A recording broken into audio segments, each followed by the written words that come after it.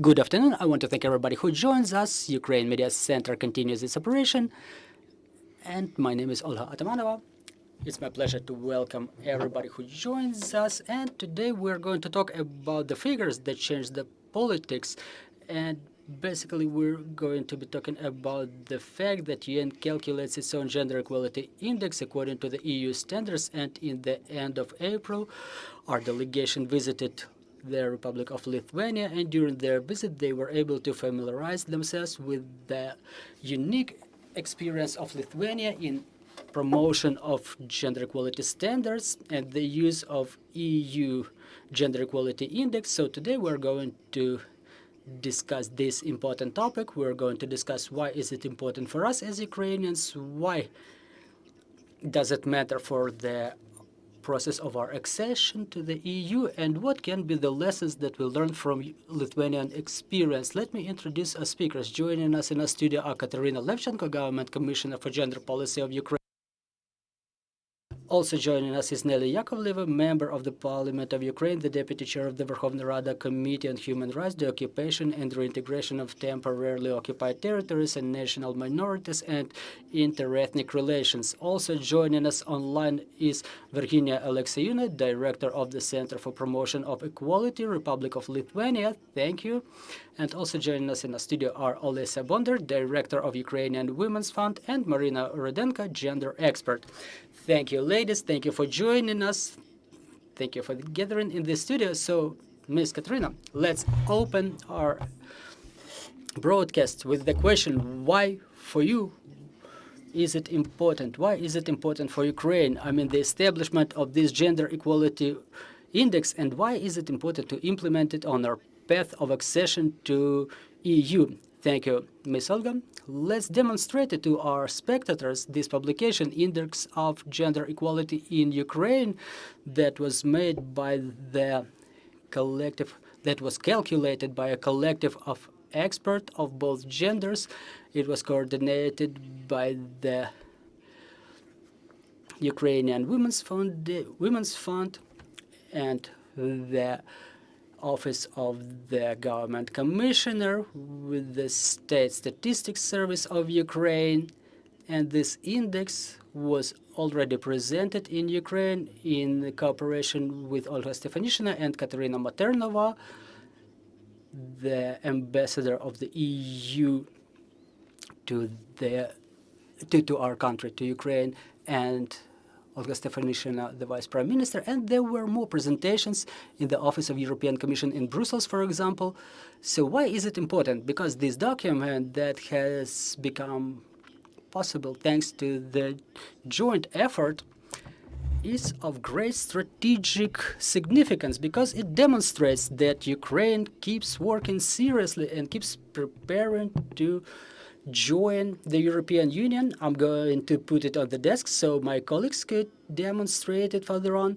So for us, it's an indicator of the fact that we don't only politically declare our Euro integration course, but we, as a state, as a country, we start working on implementation of standards in different areas using tools that work in other countries of European Union to ensure the compliance with the human rights, to measure how well are they ensured, to formulate the standards which help the people to live better, because what's going on our path of accession to European Union is about making sure the citizens of Ukraine live better than they do now. And the Index of Gender Equality is one of such tools. With no doubt, it has a practical significance too, because it helps us to evaluate where we have gaps in ensuring gender equality. It helps us understand the way Ukraine looks among other countries of the European Union. I'm not going to talk a lot answering to your question, because my colleagues are going to describe it. But for us, it's an important practical tool. And third, the establishment of this index is a historic event because it was first calculated in Ukraine,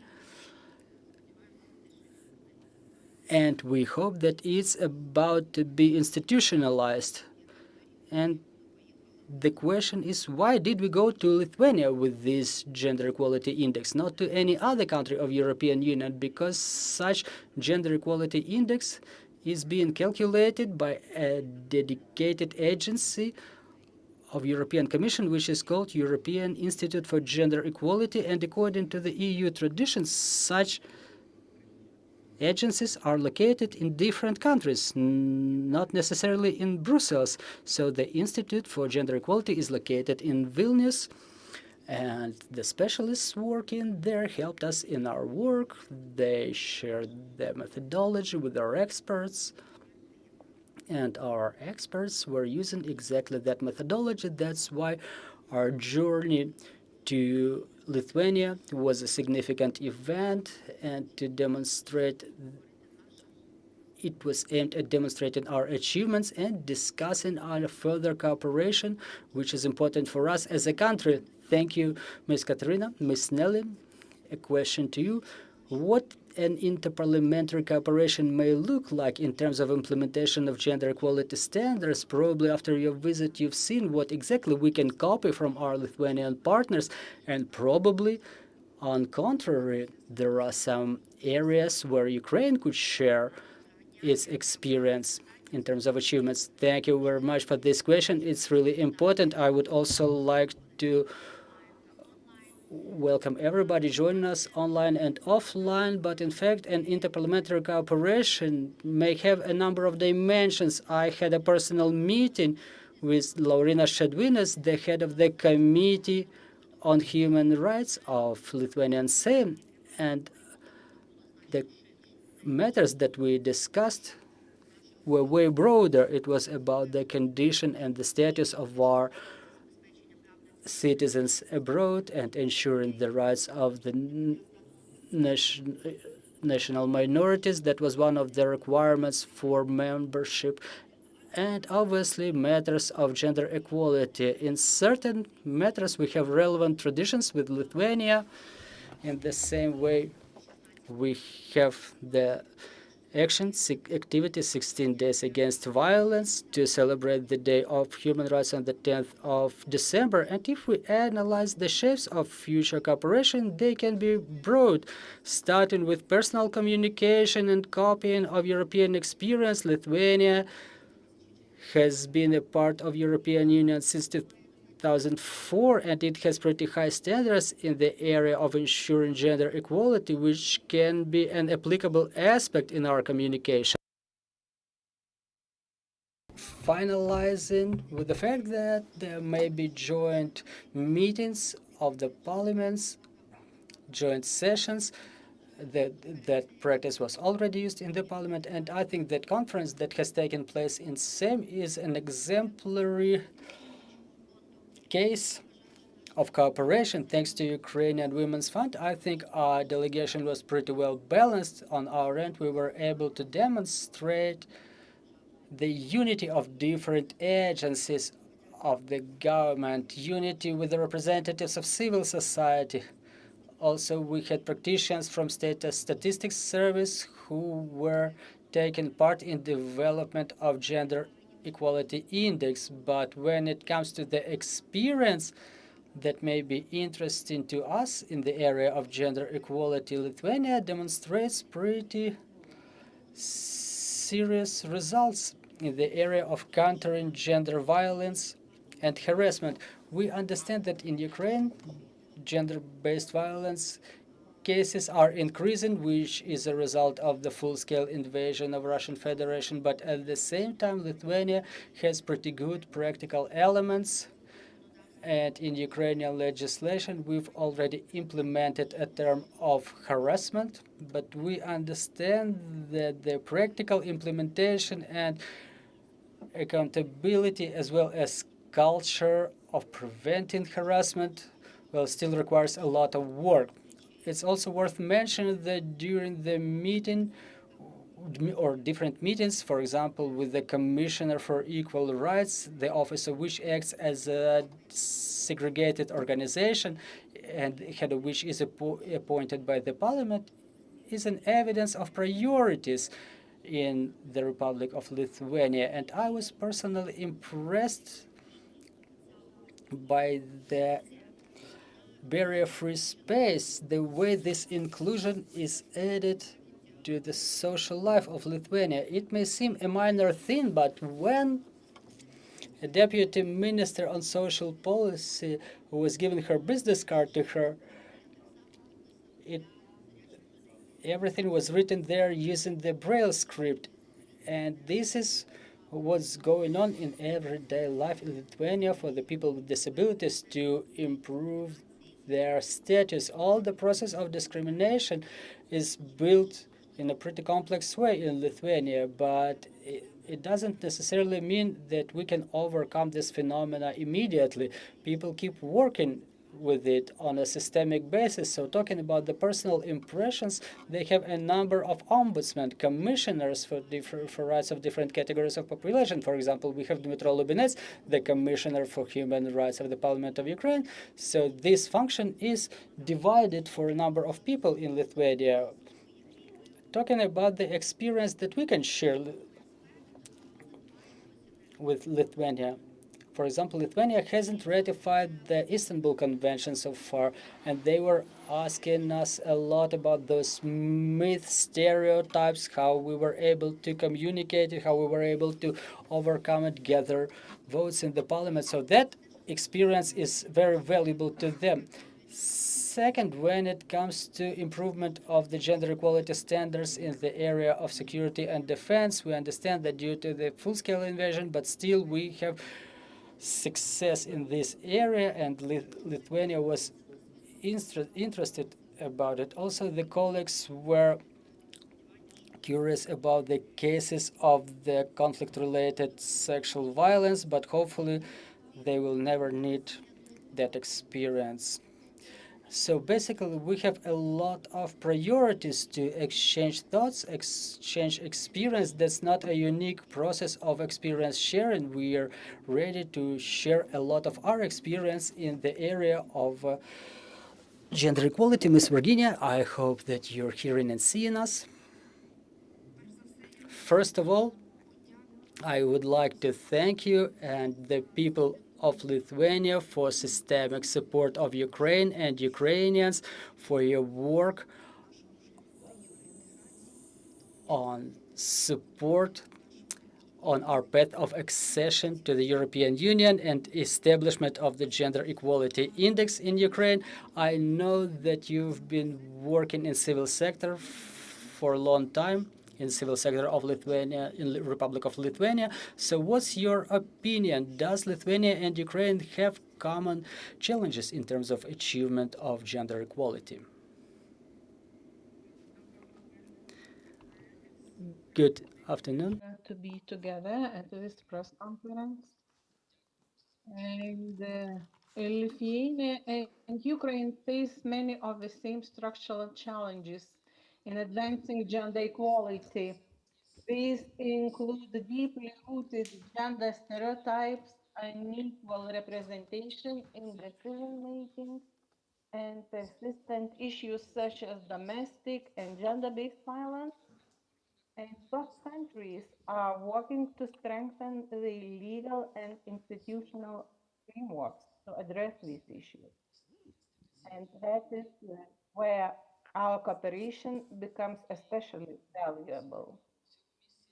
So, as already was mentioned, we had the privilege of hosting a delegation of Ukraine gender equality experts, politicians, civil society representatives, where we shared experiences and insights on building more effective equality policies, interinstitutional cooperation, and public education. This visit was a strong example of the mutual learning that takes place when professionals from both countries come together with a shared purpose. Another notable development, and we are so happy about it, and that we could help a bit, is Ukraine launch of its gender equality index. It was already mentioned, but I think it's important to repeat. And this index was done aligned with EU standards, and really experts in Ukraine in these difficult circumstances, they worked really hard to have this index done.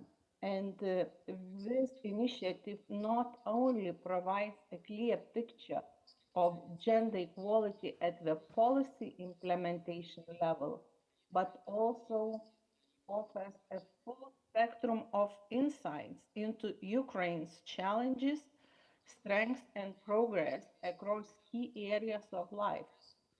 It underscores Ukraine's commitment to evidence-based policymaking and its alignment with European standards. One more significant area where our countries intersect is the commitment to addressing violence against women. As it was already mentioned, Ukraine made a major step forward by ratifying the Istanbul Convention in 2022, even during the war. This was a powerful signal of its commitment to human rights and European values. Lithuania, meanwhile, has signed the convention, but has not yet ratified it, a point that continues to be subject of active debates in our society. As civil society actors, we continue to advocate for ratification, recognizing it as a critical tool for improving protections for victims of violence and showing Ukraine as a good example. We have not only common challenges, but also common goals, Lithuania and Ukraine, to create societies where everyone, regardless of gender, can thrive, contribute, and lead. This means combating gender-based violence, closing wage gaps, and strengthening institutions to ensure equal rights and opportunities. It also means supporting each other through partnerships, knowledge exchange, and solidarity. Goals are deeply aligned with the broader vision of the democratic, inclusive, and resilient Europe, something both Ukraine and Lithuania are striving forward. Дякую вам. Thank you very much. Thank you for your speech. Ms. Leset, a question to you. Ukrainian Women's Fund organized that visit. Thanks to Ukrainian Women's Fund, it became possible, and our experience of a civil society sometimes surprises us in terms of a promotion of this or those important issues important for our society. So let me ask you about the role of Ukrainian Women's Fund in this process. To what extent are you able to feel this collaboration with the state, and are you ready to continue? Thank you very much for your question. In fact, it was not the first visit organized by the Ukrainian Women's Foundation, and hopefully not the last one. We are going to plan more of them, so those topics that we're facing in Ukraine are, they're important, and it's important for us to understand how the European countries, the countries of European Union, work with those topics, because we are on the path of our accession to European Union, so their experience is extremely important to us. And thank you for mentioning our role in the civil society. It's no secret to anybody that civil society is quite active in Ukraine, and it's a pretty intense player in terms of a formulation of government policy and in discussion of serious issues, advocacy of changes, and it's worth mentioning that different organizations of different levels, both regional and national, play an important role in this process. The women's human rights organizations are being actively involved in this process of formulation of government policies, but with no doubt we have to mention that it's a joint effort. Only thanks to the political will of the government agencies we have such a successful cooperation and basically are able to achieve the results that we achieved. Thanks to this kind of cooperation, we have many important documents implemented in Ukraine, and with no doubt it's happening in synergy with the state institutions, because civil society, it's a catalyst that expedites the positive changes, and it's important for them to be taking place in coordination with the state, because it saves time, it saves resources, it makes our changes systemic, it makes our changes sustainable, specifically given the time that we live in. Every day is a new challenge, and it's important to make sure that this cooperation is developing, that it's evolving, that it doesn't stop, to make sure that the experience, the expertise of all of the players is taken into account, because it requires additional coordination and it also requires additional efforts. The following steps, how to overcome those challenges, and with no doubt it helps us in our everyday activities and helps us to survive in difficult conditions we ended up in. Women human rights organizations, as I've mentioned, are getting involved in development and evaluation of existing policies in Ukraine, the policies on gender equality, and frequently they are initiators of some new,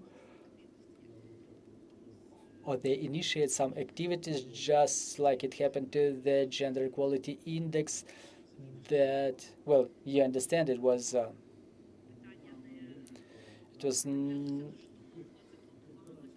not like an immediate process. It was long planned. The idea was maturing for a certain time, and then different partners, organizations got involved. And obviously I would like to thank once again our Lithuanian partners who were supporting us, who picked up this idea. We came up to them with this idea, we wanted and we would like to do it this way, and they responded. They gave us a helping hand. Our main partner, a Center for Support of Equality, Virginija, who had her speech before me, so I really want to thank her for walking that path with us.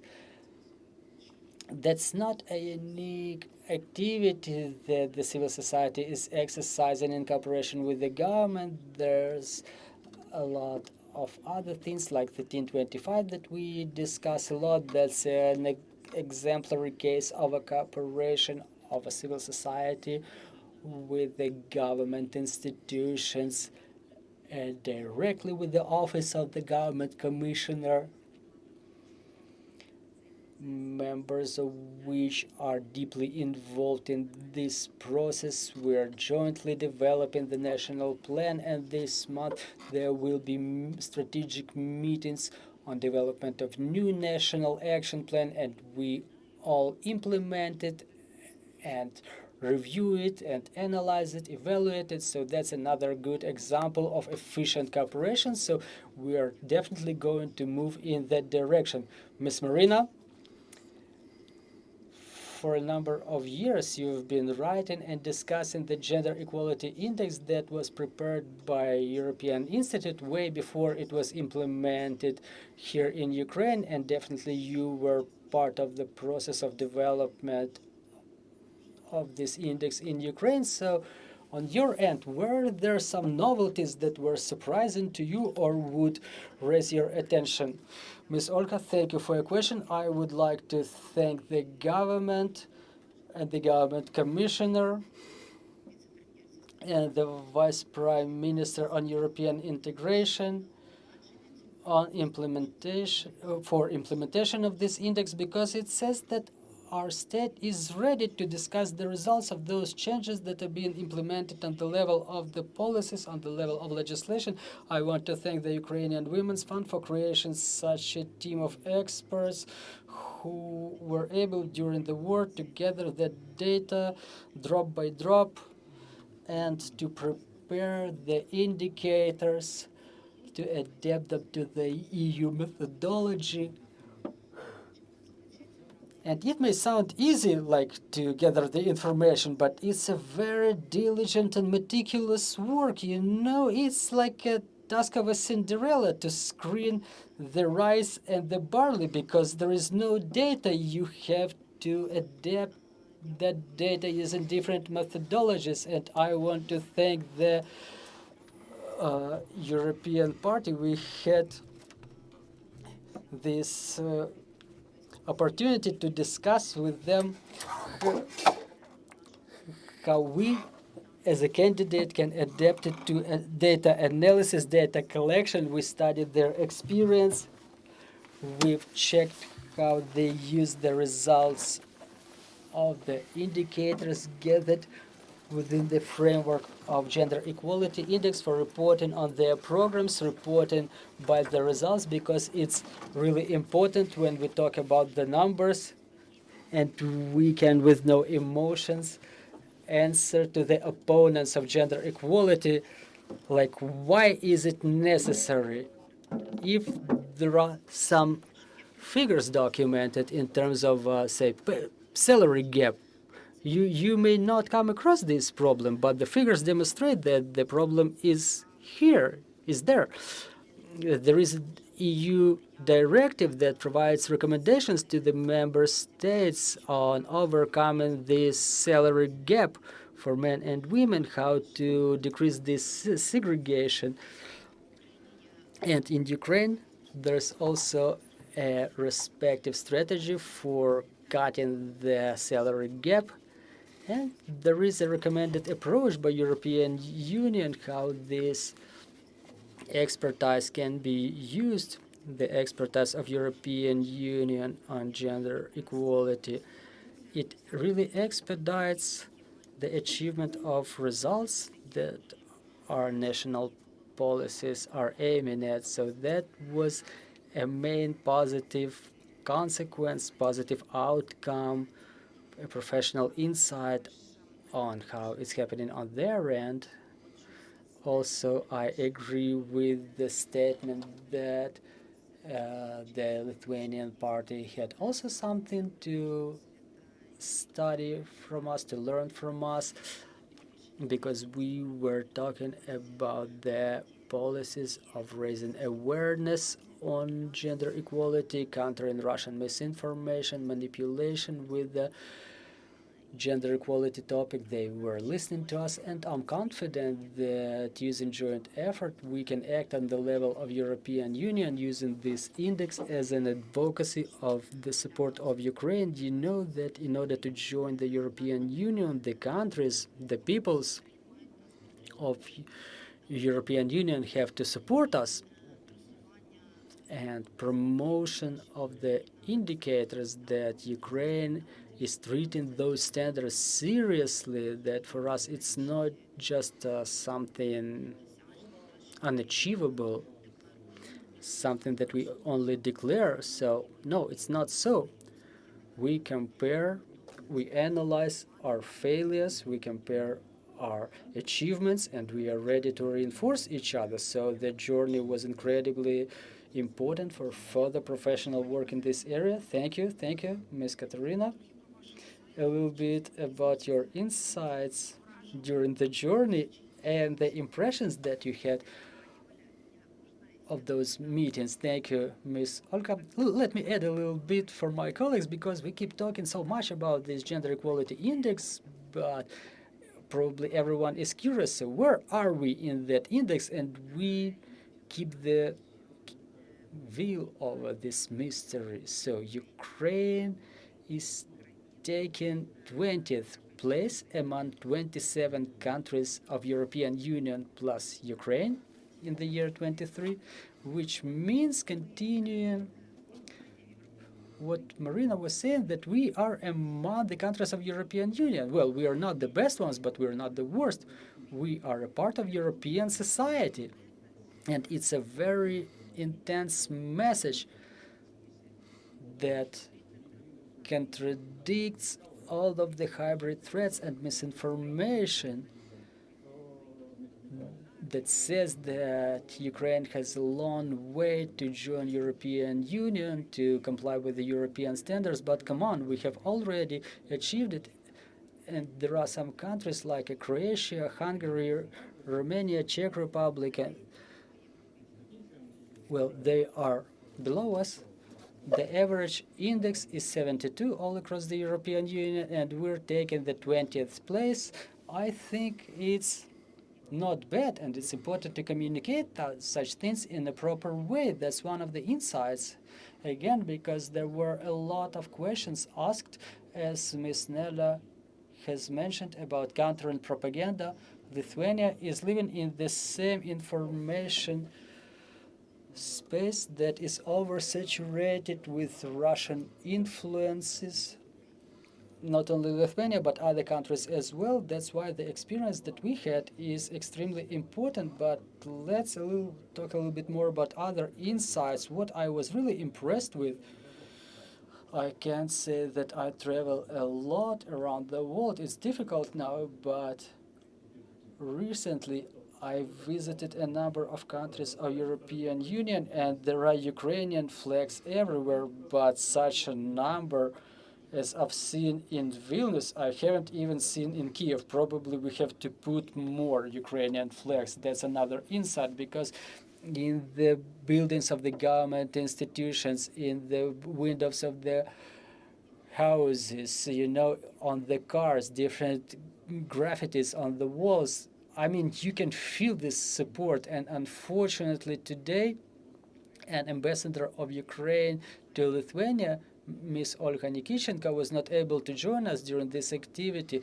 but she was working with us very closely and intensely. She was taking part in the conference that has taken place in the Lithuanian Parliament. It was opened by first deputy head of Lithuanian SAFE, and the conference was dedicated to human rights during the war. You know, it was formulated in such a way that Ukraine pays attention to human rights during the war, and how us as Lithuanians, how can we support it? So our embassy does a lot in Lithuania to communicate this information, to communicate the truth about the situation in Ukraine, and to help those Ukrainians who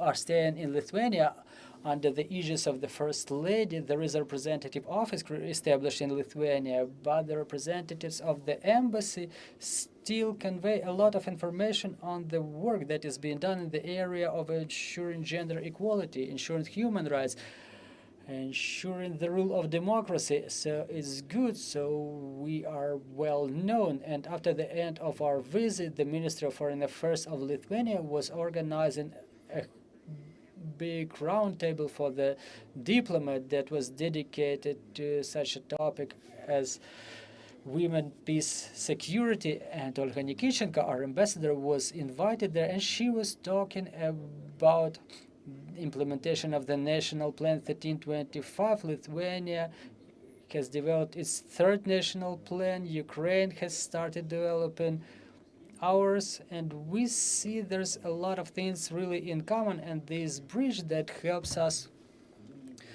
to set up not only cooperation with the civil organizations, but also to ensure we see that the work of Ukrainian diplomatic offices abroad is very important, and it's a lesson for all of us, for those who organize advocacy visits, to get Ukrainian diplomatic institutions abroad involved in such processes. That is extremely important. Thank you very much, Ms. Nelli.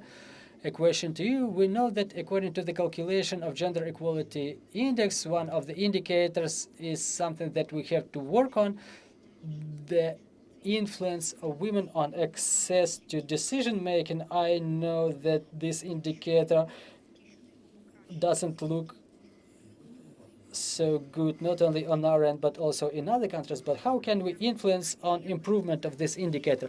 Thank you for the question. I would like to say that this formalization influences a lot, just like Ms. Maryna has said. One thing is when we talk about the fact that we have some gap in this issue, but a whole different thing is when you see a figure and the comparison with other countries of the European Union. In fact, there's a number of ways.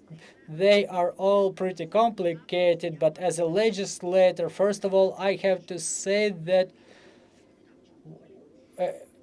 there is something that we have on the table in the legislative field. We have a legislative initiative on amendments to the election code, and it's based on three main principles. First, identification of the notion of sexism in the electoral processes. Second, everything related to the settlement census. A lot of women left the country during the full-scale invasion, and currently there is a requirement in our legislation, the permanent residence in Ukraine during 5 years. So the right to be elected may be restricted for a lot of women, and as legislators we would like to rectify it and to give better conditions at the start. And the latest principle is intensification of gender quota, because after the local elections we stumbled upon a situation when, after being elected, the women were refusing their mandates. They were writing applications to refuse their mandate. So we would like to set forth in the legislation, if there is a woman abdicating her position, then it should be a woman taking her position in her place. It should ensure compliance with the gender quota. Talking about other things, in fact, not everything is based on the legislation. Of course, we have different other legislative initiatives. For example, when it comes to intensification of gender quota, there is a requirement about 40% in certain spheres. There is a gap in education sector. We see that there's a small number of women who are the deans, the heads of the scientific councils, and it's about the fact that this management of every such sector is coming across such a glass ceiling for the women. And us, as the representatives of the government and representatives of civil society, we have to work on overcoming those stereotypes. And we've seen all those campaigns. For example, the Ministry of Economy had this social advertising, yes, I can, and it's important for understand for women what they can, and the women should be aware of their rights to be able to take this or that office, because in the armed forces, for example, we've lifted all of the restrictions, either regulatory or legislative, but we understand that the power of stereotypes is what continues working. And only in that case, when us as a representatives of civil society, as a government, if we continue this advocacy in intensification of ensuring of equal rights, the situation is going to change. It's a one-way movement. We have to amend the legislation, then there is implementation process. It's gradual, it's not immediate, but on the other hand, we have to continue awareness campaigns to ensure this complex approach. So there are ways. The issue is that we have to walk this path that is not going to be fast, but we are moving confidently in this direction.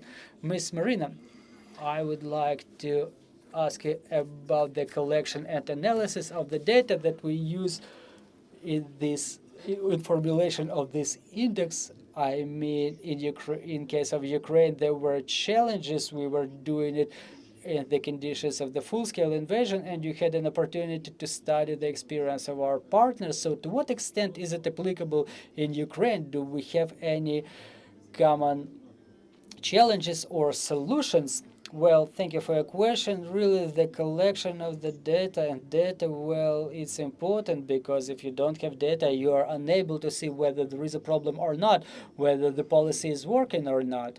So what was something that we envy Lithuania about? They have resources of European Union to conduct their surveys, their studies. When it comes to Ukraine, they have access to Eurostat resources. There was a survey on the level of violence, the level of gender-based violence. And let me mention that it's not only about the domestic violence, but it's also about harassment that Ms. Nelli was mentioned, and it's also about the violence towards women involved in journalism, politics. There are very good studies about what's going on in Ukraine in this area. So for us, it would be good to intensify our cooperation with the European organizations which collect data with Eurostat to find ways to join their studies that are about to be held. Our colleagues informed us that there will be another survey by Eurostat, and for us it would be important to mobilize our advocacy efforts so we could be included in the following wave of survey, because the latest one was taking place back in 2018, and it's clear that the war has its own challenges. The Russian propaganda is a challenge itself. The challenges related to sexual violence, to conflict-related sexual violence, they also exist. There are also challenges in terms of analysis of existing infrastructure and attitude to this at the level of the communities. So the first conclusion is necessity of cooperation with the European organizations. Another thing I would like to mention is a close cooperation with our partners. The Office of the Commissioner for Gender Equality, like Ms. Nelli has mentioned, what do? They work with the communities on collecting data on gender equality indicator, gender equality indexes in different communities, and it evaluates access to decision-making, existing processes, budgeting. And for us, it would be real good to adapt that experience on data collection at the level of the communities and to unite it with the recovery process in those communities where such recovery can take place. It's an important tool because the resources are limited. The resources need to be saved.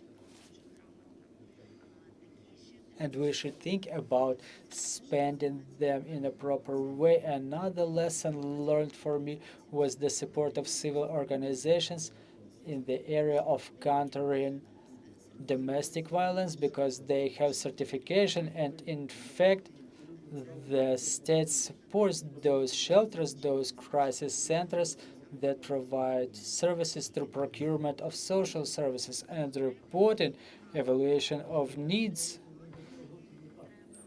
budgeting of that need for us is important too. It's a practical way of application of those mechanisms, so we don't ask things like that in our communities, like people don't report about the domestic violence, but probably they don't do so because they don't believe there will be any aid, and they don't want to irritate the perpetrators in case they know that there will be no help coming.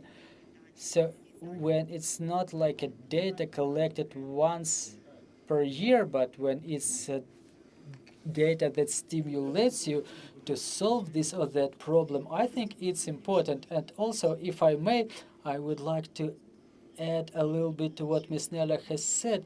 Ukraine, in one indicator, has taken the first place in the index of gender equality. And for us, it's a reason for pride. But on the flip side, to think about why is it happening. So there is such an indicator as time, and Ukraine in spending time on volunteer activities and sport. I was asking why the civil and volunteer activities are united with sport. It takes a long time to explain, but Ukraine has taken the first place among the countries of European Union, and we were explaining it to our colleagues that it's because of the war and mobilization of our resource.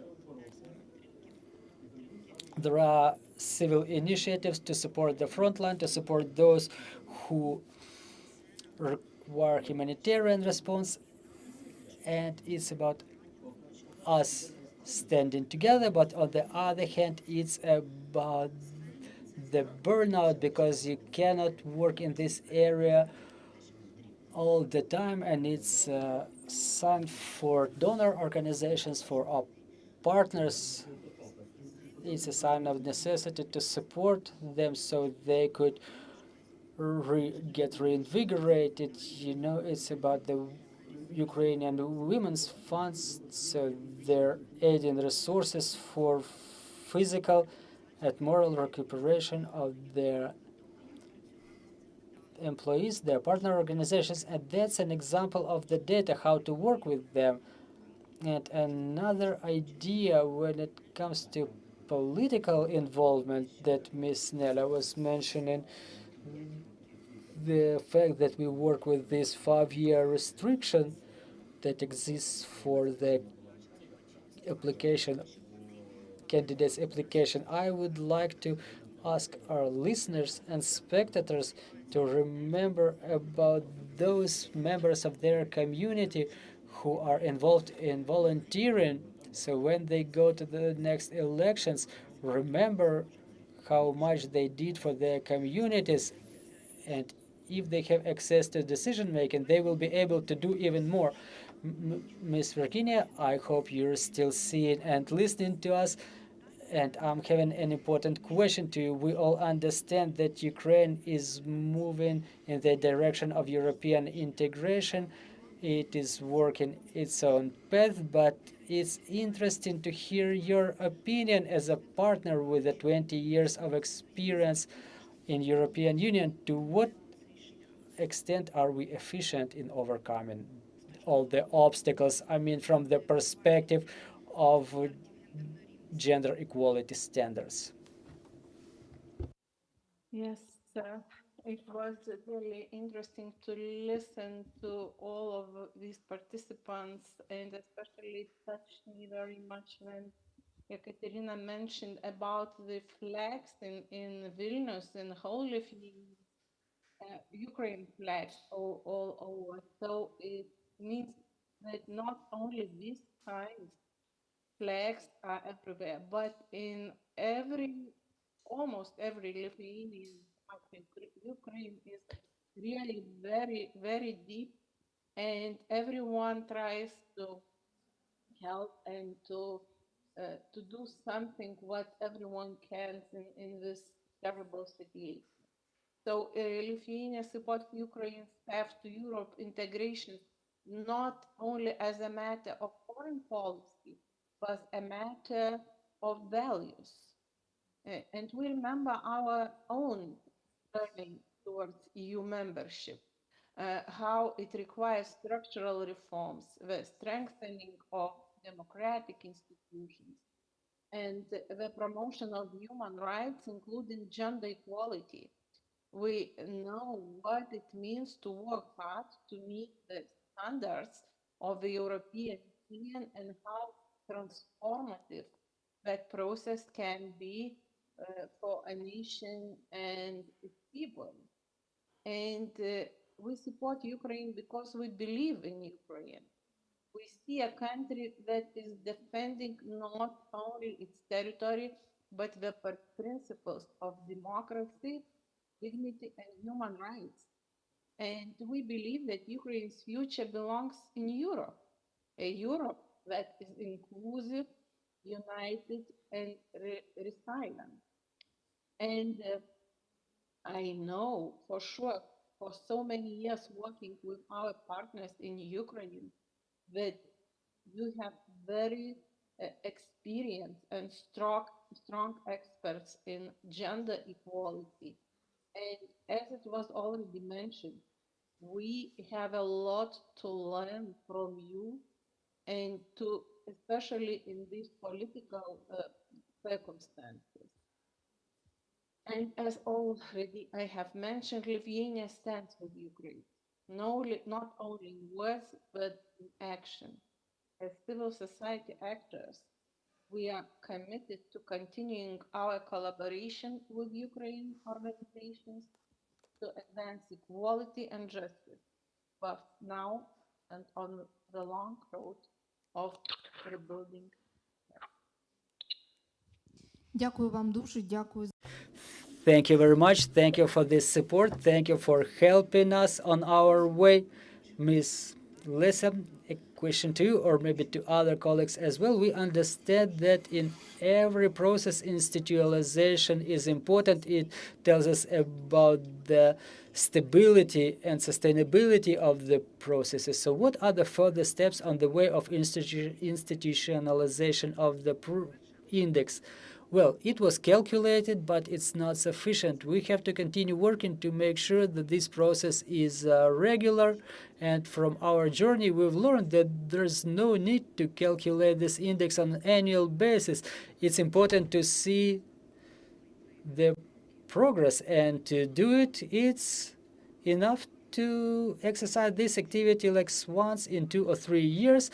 And for us, it's also important to build our capacity to calculate index and to use its results. And in Ukraine Women's Fund, we've planned 6 activities.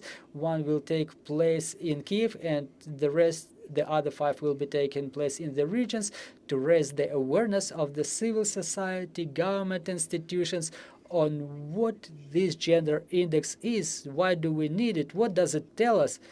How can it be used?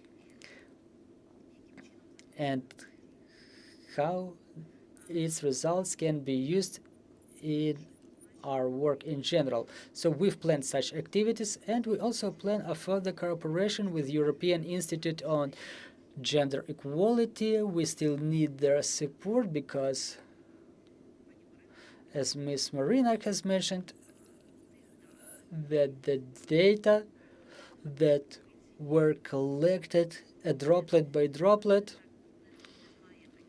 we don't have such sources of data that are available to the countries of European Union.